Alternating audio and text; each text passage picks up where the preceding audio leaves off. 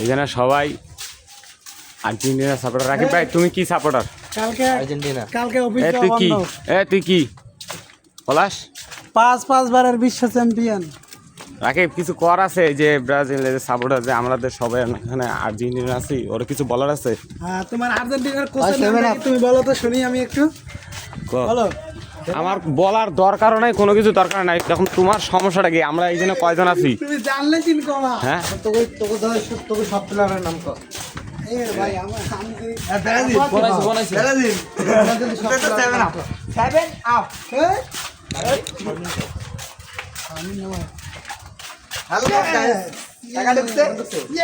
দেখতে পারে তো। আচ্ছা কথা এটা না। শুক্রবার বেতন দে। এই আরে কালকে কথা কইয়া তো আজকে খোলা এই বেতন তো কালকে ফাল দিলি কে? তুই ফাল দিলি কে? আজকে ভাই একে টে উড়ে দেব নালে বুটে টে এসে আসবে আগে বুটে দিতে হবে। কাট লাইছেন না? আচ্ছা আজকে আমরা কই যাইতাছি? আমরা পরান উঠে এলো মানে আমরা আসার দিলাম। পরান আজকে আমরা কই যাইতাছি?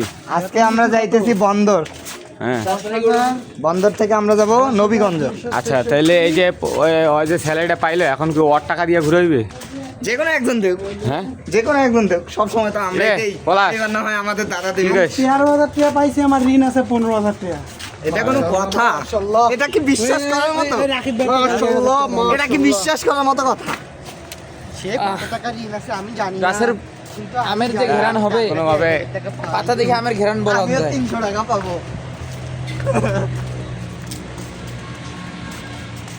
হ্যালো গাইস, দেখেন আজকে আকাশে ওই সব কিরকম হ্যাঁ